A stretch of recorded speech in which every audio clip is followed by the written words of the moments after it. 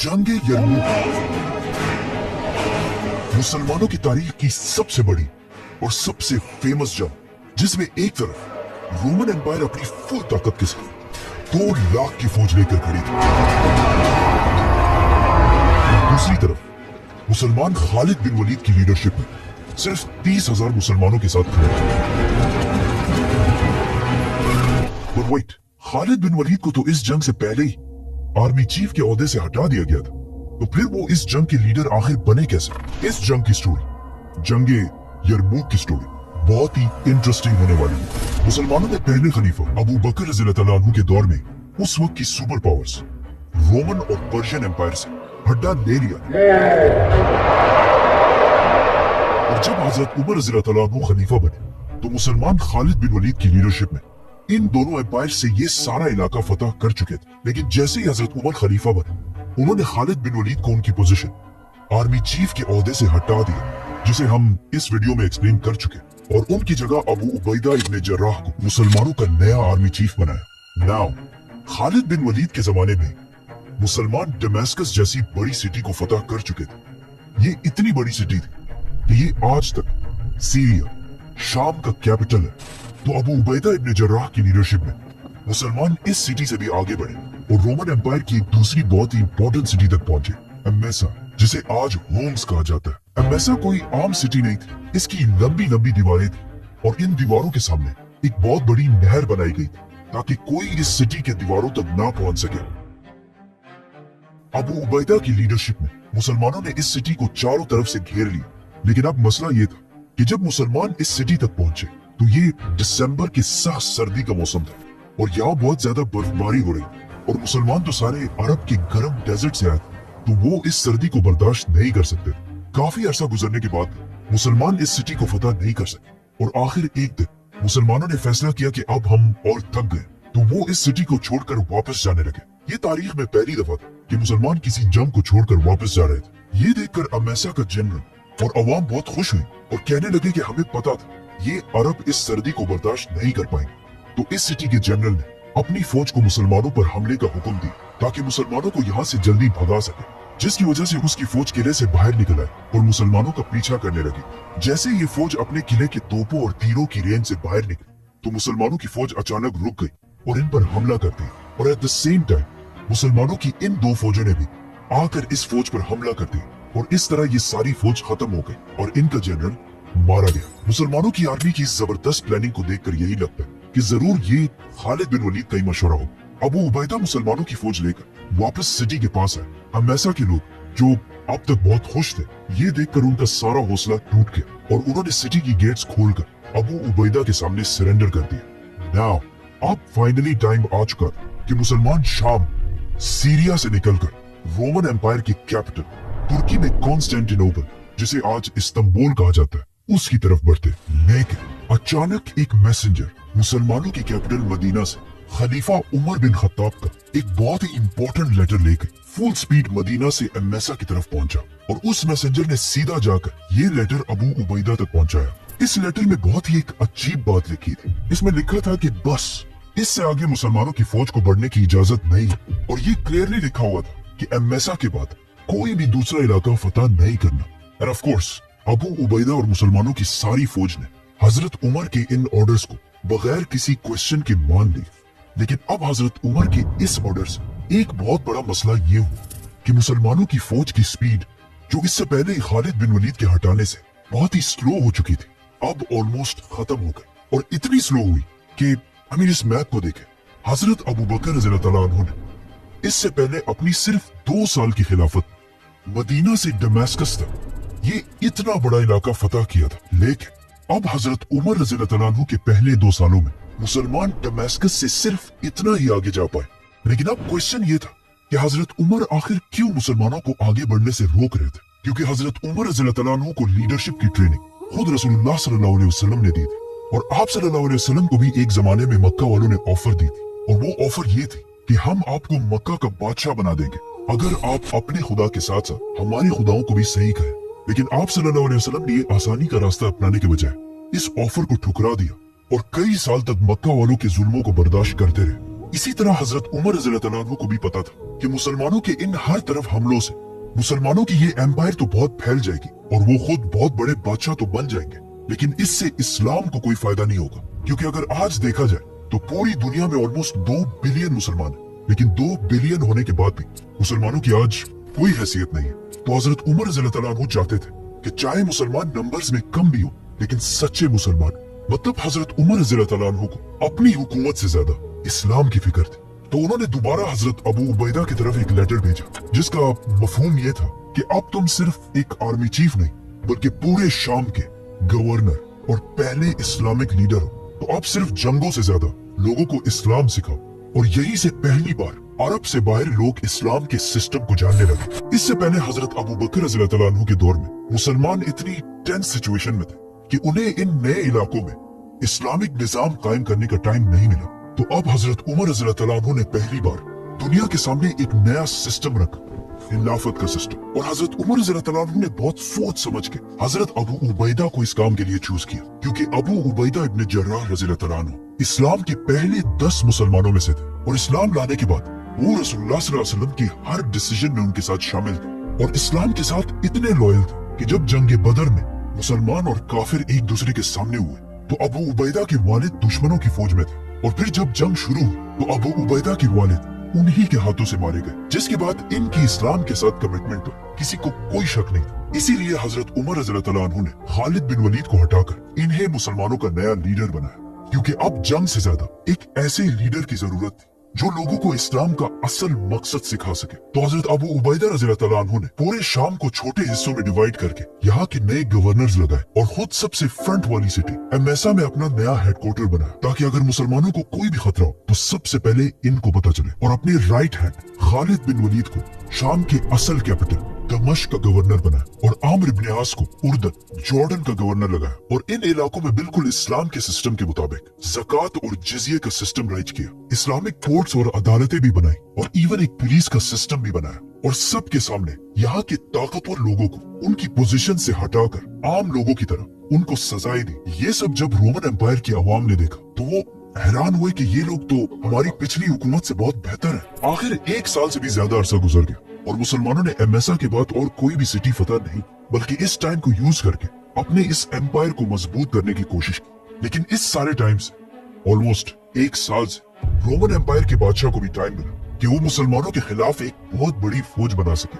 लेकिन अब Roman empire इतनी कमजोर हो चुकी थी कि मजबूरन रोमन एम्पायर के बादशाह हरकल हेराक्लियस ने एक ऐसा काम किया जो इससे पहले सोचना भी इम्पॉसिबल था। हुआ यूं कि रोमन एम्पायर के बादशाह हरकल ने पर्शियन एम्पायर के बादशाह की तरफ पहली बार दोस्ती का हाथ बढ़ाया, और सिर्फ यही नहीं बल्कि अपनी पोती की शादी भी पर्शियन एम्पायर के बादशाह से करा। और इस तरह तारीख में पहली बार रोमन और पर्शियन एम्पायर सिर्फ दोस्त नहीं बल्कि रिश्तेदार बन गए। ये बहुत ही इम्पॉसिबल बात है, क्योंकि इससे पहले रोमन और पर्शियन एम्पायर पिछले 800 साल से एक दूसरे के बहुत बड़े दुश्मन थे। लेकिन अब इन दोनों एम्पायर्स में मुसलमानों का इतना खौफ बैठ चुका था कि इन्होंने पिछले 800 साल की दुश्मनी भुलाकर एक दूसरे के साथ दोस्ती कर ली। ये ऐसा ही था जैसे आज पाकिस्तान और इंडिया किसी और के खिलाफ एक हो जाए, और इवन वर्स फलस्तीन और इजराइल किसी दूसरे के खिलाफ एक दूसरे के दोस्त बन जाए, जो इम्पॉसिबल। लेकिन हजरत उमर रज़ियल्लाहु अन्हु की खिलाफत मुसलमानों के खौफ ने इन्हें एक होने पर मजबूर कर दी। तो अब इन दोनों एम्पायर्स ने मिलकर मुसलमानों के खिलाफ अपनी अपनी एम्पायर्स में बहुत बड़ी फौज जमा करना शुरू कर दी, जिसके बाद जंगे यरमुक और जंगे कादसिया जैसी अजीम जंगे लड़ी। रोमन बादशाह ने अंताकिया में अपने सारे जनरल्स की एक मीटिंग बुलाई, जिसमें उसने एक सिंपल सा क्वेश्चन पूछा कि आखिर क्या हो जाए कि हम इन मुसलमानों से नंबर्स में ज्यादा होने के बावजूद हर जंग में हार जाते हैं। जिस पर उनके सारे जनरल्स ने एक ही जवाब दिया कि मुसलमानों की फौज का जो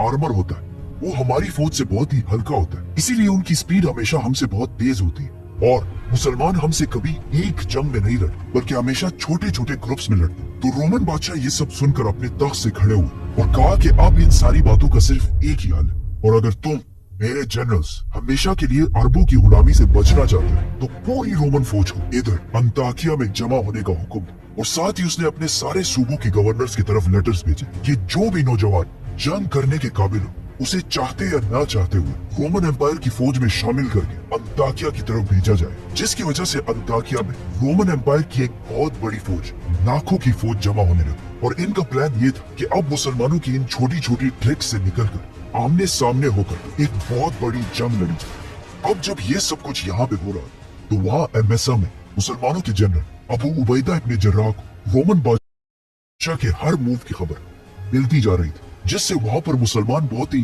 टेंशन में कि अब आखिर हम क्या करेंगे, इतनी बड़ी फौज का मुकाबला कैसे करेंगे, क्योंकि अब हर तरफ से रोमन एम्पायर मुसलमानों से बदला लेने के लिए इनकी तरफ बढ़ रही थी। मुसलमानों की इस घबराहट को देखकर अबू उबैदा ने जल्दी से एक दूसरी मीटिंग बुलाई और अपने सारे जनरल्स को बुलाकर पूछा कि अब हमें इतनी बड़ी फौज के सामने क्या करना चाहिए, जिस पर सारे जनरल्स के मशवरे से ये फैसला किया गया कि हमें एमेसा, जिसे आज के जमाने में होम्स कहा जाता है, इस सिटी को बगैर किसी लड़ाई के छोड़कर यहाँ से वापस दमिश्क की तरफ जाना चाहिए, जिधर उस वक्त खालिद बिन वलीद अपनी फौज के साथ मौजूद थे। लेकिन जाने से पहले अबू उबैदा इब्न जर्राह ने इस सिटी के फाइनेंस मिनिस्टर को बुलाया और उसे ऑर्डर्स दिए कि यहाँ जितने लोगों से भी जिजिया टैक्स लिया गया था उन सब को वो पैसे वापस कर दिए जाए, क्योंकि ये जिजिया टैक्स हमने इनकी हिफाजत के लिए लिया था और अब जब हम इनकी और हिफाजत नहीं कर सकते तो इस टैक्स पर भी अब हमारा कोई हक नहीं है।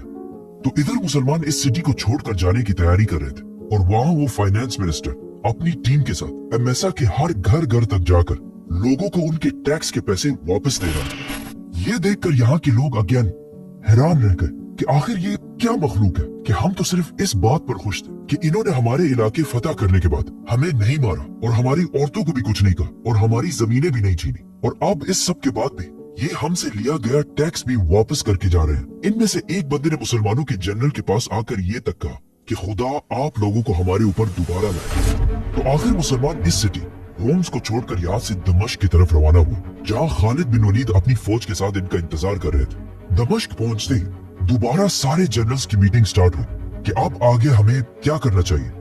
अब जब ये मीटिंग चल ही रही थी कि अचानक एक मैसेंजर जॉर्डन उर्दन से अम्र इब्न आस का लेटर लेकर अबू उबैदा के पास पहुंचा और इस लेटर में लिखा था कि रोमन एम्पायर की फौज की ताकत को देखकर सिर्फ जॉर्डन में नहीं बल्कि हर तरफ बहुत सारे क्रिश्चियंस बगावत कर रहे हैं। और अब जब उन्होंने ये भी देखा कि मुसलमान उस फौज के डर से एमेसा छोड़कर वापस आ चुके हैं तो उनका कॉन्फिडेंस और भी बढ़ चुका है और हर तरफ इन बगावतों को कंट्रोल करना बहुत मुश्किल हो चुका है। अब मुसलमान दोनों तरफ से फंस चुके थे, मतलब इनके सामने रोमन एम्पायर की 2 लाख की फौज इनकी तरफ बढ़ रही थी और इनके पीछे हर तरफ लोग बगावतें कर रहे थे। तो मुसलमान जनरल्स को समझ आ गई थी कि अब यहाँ दमिश्क में रहना भी बहुत ही डेंजरस काम है। लेकिन दमिश्क इतनी बड़ी सिटी थी, मतलब ये फैसला इन जनरल्स ने नहीं बल्कि मदीना में खलीफा उमर बिन खत्ताब और उनके मिनिस्टर्स अब्दुर्रहमान बिन औफ, उस्मान और अली रज़ी अल्लाह अन्हु ने करना था। तो सिर्फ कुछ ही दिनों में डायरेक्ट मदीना से उमर बिन खत्ताब का लेटर दमिश्क पहुंचा, जिसमें लिखा था कि फैसला हो चुका है कि दमिश्क की इस सिटी को छोड़ दिया जाए और सिर्फ दमिश्क को नहीं बल्कि पूरे शाम को छोड़ दिया जाए और यहाँ से पीछे हटकर कोई ऐसी जगह जंग के लिए सेलेक्ट कर जिसकी लोकेशन ऐसी हो कि उसके पीठ के पीछे अरब का इलाका हो, ताकि पीछे से कोई बगावतें ना हो सके और हमारे सारे दुश्मन हमारी आंखों के सामने हो। तो फौरन हजरत उमर रज़ियल्लाहु अन्हु के इस ऑर्डर पर काम शुरू हो गया और मुसलमान दमिश्क को छोड़कर पीछे हटे और जॉर्डन में अम्र इब्न आस की फौज की तरफ रवाना हुआ। बट जाने से पहले यहाँ के सारे लोगों से भी जो टैक्स लिया गया था, अबू उबैदा ने वो टैक्स वापस करने का हुक्म दिया और यहाँ के लोग भी हैरान हुए कि ये कौन लोग हैं आखिर मुसलमानों की ये फौज और अम्र इब्न आस की फौज यरमूक के दरिया के पास एक दूसरे के साथ मिल गई और साथ ही शाम में मुसलमानों की जितनी भी फौज थी वो सारे भी आकर मुसलमानों की इस फौज के साथ शामिल हो और ये सब रोमन एम्पायर की फौज का इंतजार करने लगे। वहाँ मदीना में भी हजरत उमर रज़ी अल्लाह अन्हु और उनके सारे मिनिस्टर्स बहुत टेंशन में थे कि अब इतनी बड़ी फौज का मुकाबला कैसे करेंगे, क्योंकि ये अब तक इस्लाम की तारीख की सबसे बड़ी जंग थी। तो उन्होंने इस फौज की मदद के लिए मदीना में इस फौज के लिए लोग जमा करना शुरू कर दिए।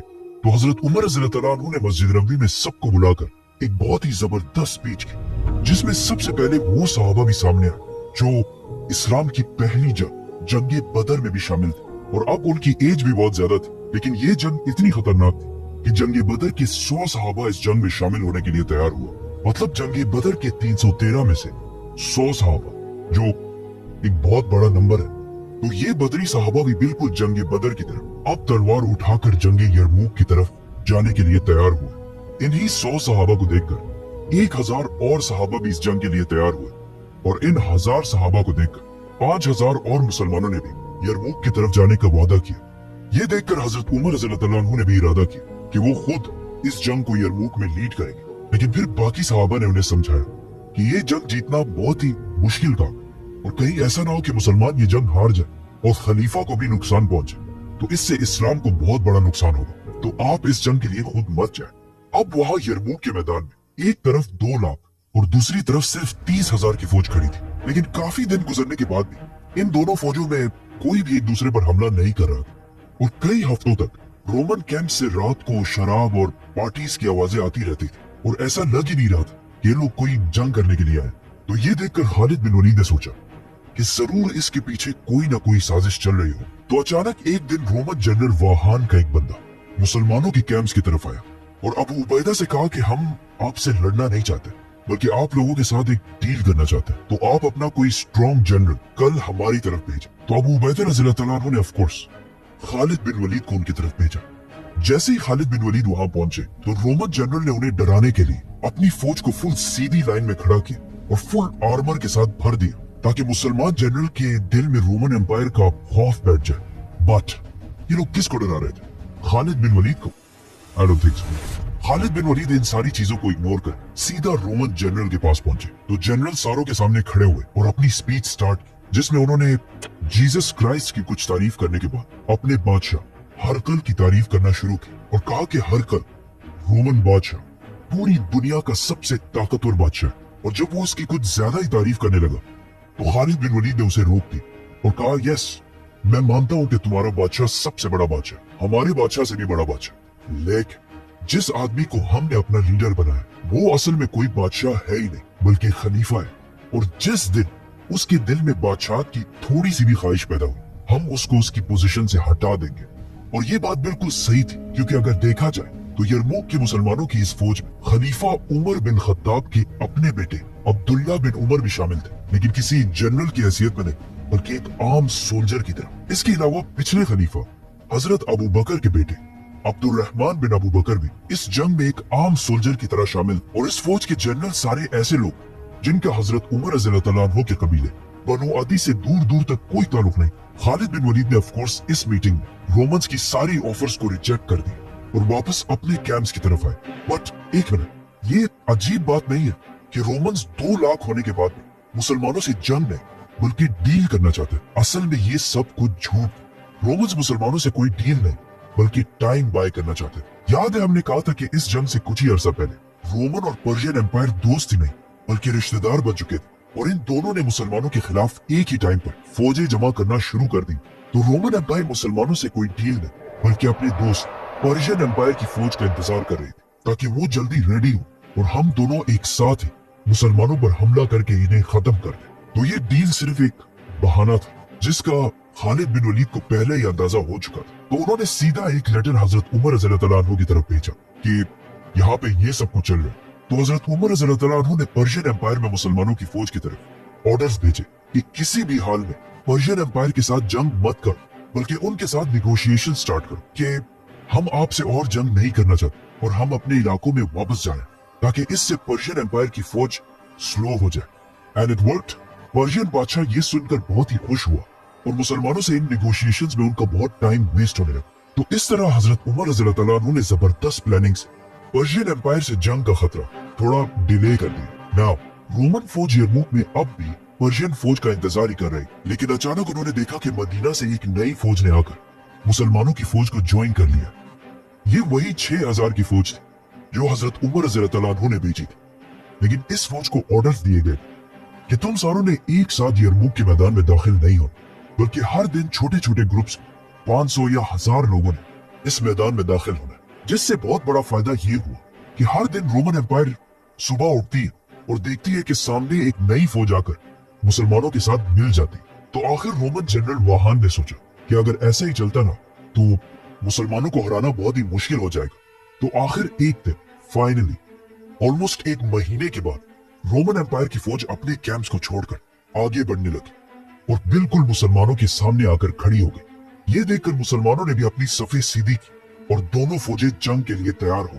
इस एनिमेशन को देखें, ये जंग उस जमाने में एग्जैक्टली इसी तरह लग रही होगी, क्योंकि ये है मुसलमानों की 30,000 की फौज और इनके सामने ये खड़ी है रोमन एम्पायर की 2 लाख की फौज।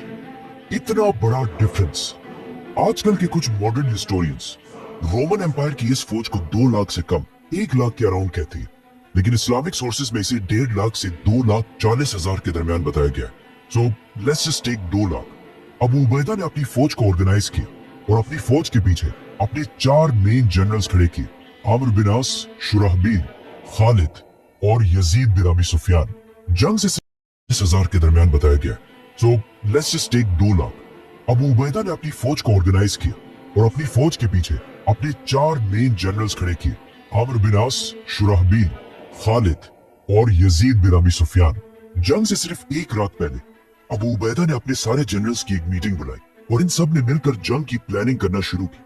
अब जब ये सारे इस जंग की प्लानिंग कर रहे थे तो अचानक अबू उबैदा रज़ियल्लाहु अन्हु ने कहा कि आप सबका इस बारे में क्या ख्याल है कि हम सिर्फ इस जंग के लिए लीडर को बदल दें, मतलब मेरी जगह खालिद बिन वलीद को इस जंग का लीडर बनाए और आर्मी चीफ मैं ही हूँ क्योंकि हम खलीफा के ऑर्डर्स के खिलाफ नहीं जा सकते, लेकिन सिर्फ इस जंग के लिए। What do you think? इस पर सारे जनरल्स ने कहा कि ये क्या बात कही आपने, ये तो हम सब भी सोच रहे थे और जंग का असल मजा तो अब आएगा, क्योंकि इन सबको पता था कि इस जंग में खालिद बिन वलीद जैसे दिमाग की बहुत सख्त जरूरत पड़ेगी। तो अगले दिन, मतलब जंगी यरमूक के पहले दिन, अबू उबैदा इब्न जर्राह अपनी पोजीशन से नीचे आए और आम जनरल्स की रैंक्स में खड़े हो गए और खालिद बिन वलीद पीछे आकर दोबारा आर्मी चीफ की पोजीशन पर खड़े हो गए और जंग शुरू हुई। इस जंग में वो सारे ही बड़े सहाबा मौजूद थे जिनका नाम हम अहादीस और हिस्ट्री में बार बार सुनते रहते हैं। फॉर एग्जाम्पल अबू जर गफ्फारी, अबू हुरैरा, अब्दुल्लाह बिन उमर, अबू अयूब अंसारी और 70 साल की उम्र में अम्मार बिन यासिर, जिनके माँ बाप इस्लाम के पहले शोहदा थे। ये सब इस जंग में मौजूद और अबू बकर, उमर और उस्मान रज़ियल्लाहु अन्हु के बेटे भी इस जंग में शामिल थे। जंग का पहला दिन 15 अगस्त साल 636, मतलब हजरत उमर रज़ियल्लाहु अन्हु की खिलाफत 2 साल हो चुके थे।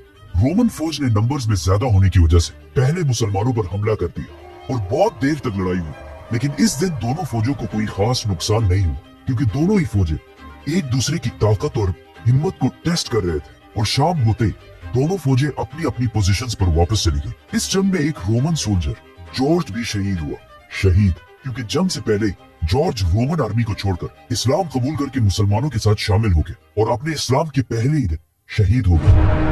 जंग के दूसरे दिन रोमन एम्पायर ने मुसलमानों को सरप्राइज करने के लिए फजर की नमाज के डायरेक्ट बाद मुसलमानों पर हमला कर दिया। बट खालिद बिन वलीद को इस सब का पहले ही अंदाजा था, तो उनके पहुंचने से पहले मुसलमान जंग के लिए बिल्कुल रेडी खड़े थे।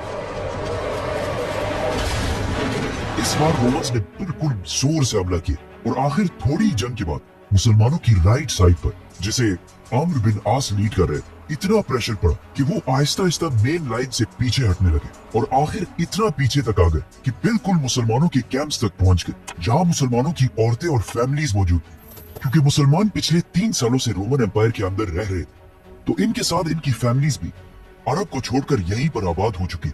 जब इन औरतों ने देखा कि मुसलमान जंग से आहिस्ता आहिस्ता पीछे हट, तो उन्होंने अपने कैंप्स के सामने बहुत सारे ऊंटों को लाइन में खड़ा करके ऑलमोस्ट एक दीवार बना दी और खुद तलवार उठाकर रोमन एम्पायर की फौज के सामने जंग में कूद पड़े, जो इससे पहले कभी भी नहीं हुआ।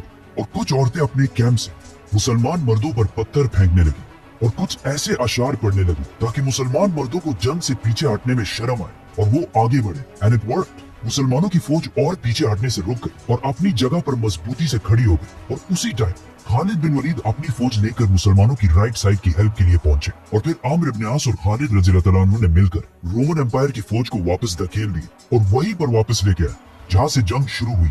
अब जब जंग दोबारा नॉर्मल हुई तो अचानक मुसलमानों की लेफ्ट साइड, जिसे यजीद बिन अबू सुफियान लीड कर रहे, और बर्दाश्त ना कर सकी और ये भी बिल्कुल उसी तरह आहिस्ता आहिस्ता अपने कैंप्स तक पहुंच गए, जहां एक बार फिर मुसलमान औरतों ने तलवार उठाकर रोमन एम्पायर के खिलाफ जंग में शामिल हो गए और बाकी औरतें फिर इन पर पत्थर फेंकने लगी और कुछ ऐसी पोएट्री करने लगी जिससे मुसलमानों का हौसला बढ़ सके। और कहा जाता है कि इन औरतों में से एक हिंदा भी थी जिन्होंने जोर से एक पत्थर अबू सुफियान की तरफ फेंका और कहा कि अब जाकर अपने उन गुनाहों को साफ कर जो तुमने इस्लाम लाने से पहले किए थे। इस सब के बाद ये फौज भी अपनी जगह पर स्टेबल हो गई। तो ये देखकर Khalid bin Waleed again right side से फुल स्पीड लेफ्ट साइड की मदद के लिए अपनी फौज के साथ दोबारा पहुंचे और फिर इस फौज को भी पीछे हटाकर जंग दोबारा वही ले गए जहां से शुरू हुई। और फिर थोड़ी ही देर शाम होने के बाद रोमन फौज विदाउट गेनिंग एनीथिंग वापस अपने कैंप्स की तरफ चली गई। यरमुक के तीसरे दिन रोमन एम्पायर ने दोबारा मुसलमानों पर हमला किया और अगेन थोड़ी सी जंग के बाद उसी तरह मुसलमानों की राइट साइड दोबारा पीछे हटने लगी। लेकिन इन्हें इस बार ऑर्डर्स दिए जा चुके थे कि पिछले दफा की तरह सीधी लाइन में पीछे नहीं हटना, बल्कि एक स्पेसिफिक एंगल में हटना है, ताकि रोमन्स की पूरी फौज दो में डिवाइड हो जाए और खालिद बिन वलीद सेंटर से इन पर हमला कर सके। तो मुसलमान फौज ने भी एग्जैक्टली ऐसा ही किया। इसी तरह मुसलमान और रोमन्स शाम तक लड़ते रहे और दोनों साइड से बहुत सारे लोग मारे गए और शाम होते रोमन फौज दोबारा अपने कैंप्स की तरफ वापस चली गई। जंग यरमुक का चौथा दिन इस जंग का सबसे खतरनाक दिन था, जिसे आज भी the day of lost eyes कहा जाता है। इस बार रोमन जनरल वाहान ने अपनी स्ट्रेटजी बिल्कुल बदल दी और सुबह होते ही सिर्फ अपनी लेफ्ट साइड की फौज को मुसलमानों पर हमले का हुक्म दिया और दूसरी फौज को आहिस्ता आहिस्ता लेकर आगे बढ़ने लगा। वाहान का यह प्लान बहुत ही जबरदस्त था, क्योंकि कुछ ही देर के बाद अगेन मुसलमानों की राइट साइड जंग से पीछे हटने लगी।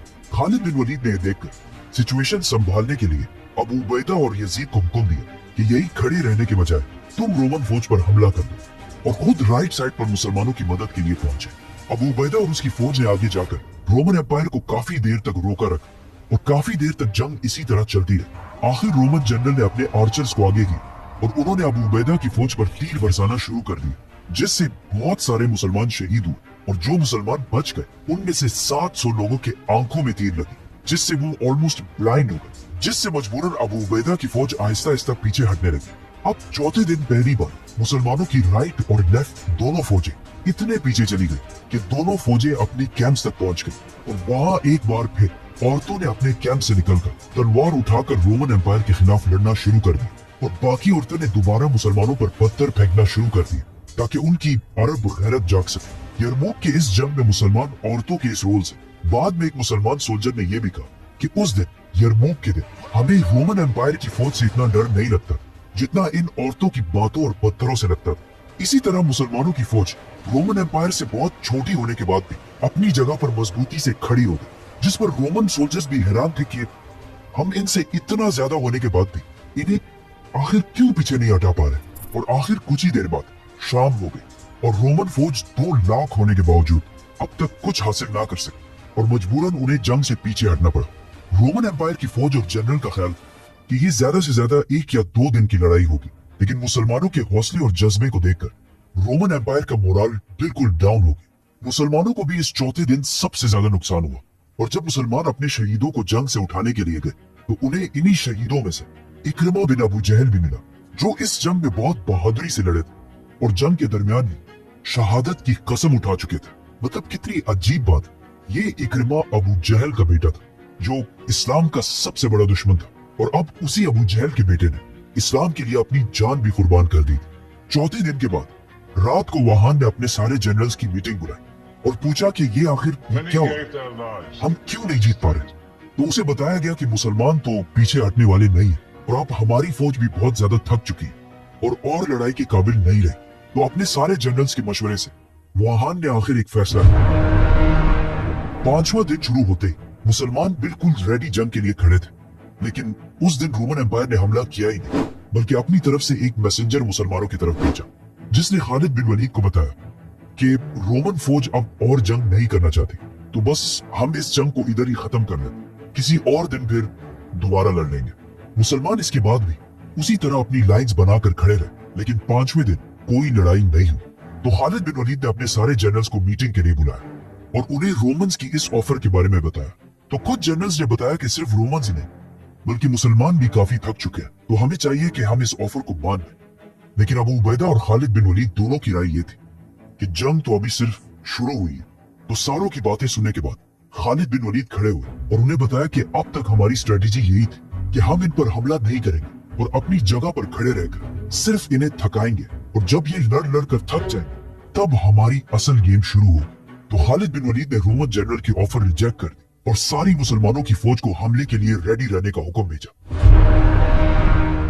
छठे दिन रोमन फौज के बजाय एक यंग रोमन वॉरियर ग्रेगरी, जो बहुत ही पावरफुल सोल्जर था, अपनी फौज से सामने आया और मुसलमानों के जनरल को चैलेंज किया। तो पहली बार अबू उबैदा इब्न जर्राह उससे जंग के लिए आगे बढ़े लेकिन खालिद बिन वलीद ने एकदम उन्हें रोक दिया कि आपकी उम्र 50 साल के करीब है, आप कैसे इस यंग लड़के से लड़ पाएंगे। तो अबू उबैदा ने जवाब दिया कि अगर मैं नहीं गया तो लोग कहेंगे कि मुसलमानों का जनरल एक छोटे से लड़के से डर गया, और इन केस अगर मैं इस लड़ाई में शहीद हो जाऊं तो मैं तुम्हें खालिद को अपने बाद आर्मी चीफ नॉमिनेट करता हूं। ये कहकर अबू उबैदा मुसलमानों की फौज से आगे बढ़े और लड़ाई शुरू हुई। काफी देर लड़ाई होने के बाद आखिर ग्रेगरी लड़ाई छोड़कर अपनी फौज की तरफ भागने लगा, लेकिन ये सिर्फ एक ट्रिक। जैसे ही अबू उबैदा उसके पीछे गए, उसने एकदम पीछे मुड़कर तलवार से फुल स्पीड उनकी तरफ वार की, लेकिन at the last second Abu Ubaida ने उसे डॉज कर अपनी तलवार से उसकी गर्दन उड़ा दी। ये देखकर पीछे खड़े खालिद बिन वलीद जोर से अल्लाहु अकबर का नारा लगा और उन्हीं के साथ पूरी मुसलमान फौज नारे लगाने लगी। और इसी के साथ खालिद बिन वलीद ने 6 दिनों के बाद पहली बार मुसलमानों की फौज को रोमन एम्पायर पर हमले का हुक्म दिया। अबू उबैदा अपनी जगह पर ही खड़े रहे और पीछे से मुसलमानों ने उन्हें ज्वाइन करके रोमन एम्पायर पर हमला कर दिया और मुसलमानों की फौज फुल स्पीड आकर रोमन एम्पायर की फौज से टकरा गई। लेकिन मुसलमानों की इस सारी एक्साइटमेंट और जज्बे के बाद भी रोमन एम्पायर की फौज मुसलमानों से इतनी ज्यादा थी कि मुसलमान उन्हें ज्यादा कोई नुकसान नहीं पहुंचा पाए, और काफी देर तक जंग इसी तरह चलती रही और बहुत सारे मुसलमान शहीद होने लगे। और आहिस्ता आहिस्ता ऐसा लगने लगा कि खालिद बिन वलीद ने यह हमला करके बहुत बड़ी गलती की है, क्योंकि अब यहाँ से पीछे जाना भी इम्पॉसिबल था। रोमन जनरल वाहान भी खालिद बिन वलीद की इस गलत स्ट्रेटेजी को देखकर बहुत खुश हुआ और मुसलमानों की तरफ देखकर मुस्कुराने लगा। लेकिन अचानक उसने देखा कि खालिद बिन वलीद अपने घोड़े पर अकेले मुसलमानों की राइट साइड पर फुल स्पीड भागने लगा। लेकिन उसने सोचा कि अकेले ये एक शख्स हमारा क्या बिगाड़ लेगा। किसी को पता नहीं था कि खालिद बिन वलीद आखिर अपने घोड़े पर कहां जा रहे हैं। जैसे ही खालिद बिन वलीद मुसलमानों को क्रॉस करते हुए पहाड़ के करीब पहुंचे तो अचानक आउट ऑफ नोवेयर पहाड़ के पीछे से 8000 हॉर्समैन फुल स्पीड खालिद रज़ियल्लाहु अन्हु के साथ शामिल हो गए, और इन 8000 हॉर्समैन ने रोमन एम्पायर की फौज पर राइट साइड से हमला कर दिया।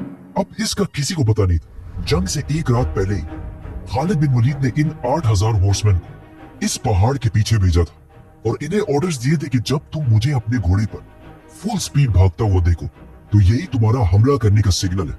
ये 8000 हॉर्समैन बहुत तेजी से रोमन एम्पायर की फौज को क्रश करने लगे। ये देखकर रोमन एम्पायर की सारी फौज में खौफ फैल गया, जिससे रोमन एम्पायर की फौज आहिस्ता आहिस्ता जंग छोड़कर हर तरफ भागने लगी और मुसलमान इनका पीछा करने लगे। ये फौज जंग से फुल स्पीड इस पुल की तरफ भागी जो इनके भागने का मेन रास्ता था। लेकिन जैसे ही ये फौज पुल के करीब पहुंची, उन्होंने देखा कि यहाँ भी पहले से मुसलमान फौज का एक डिवीजन खड़ा है और इन्हें भी एक रात पहले खालिद बिन वलीद ने इस फौज से छुपाकर पीछे ब्रिज के पास खड़ा किया।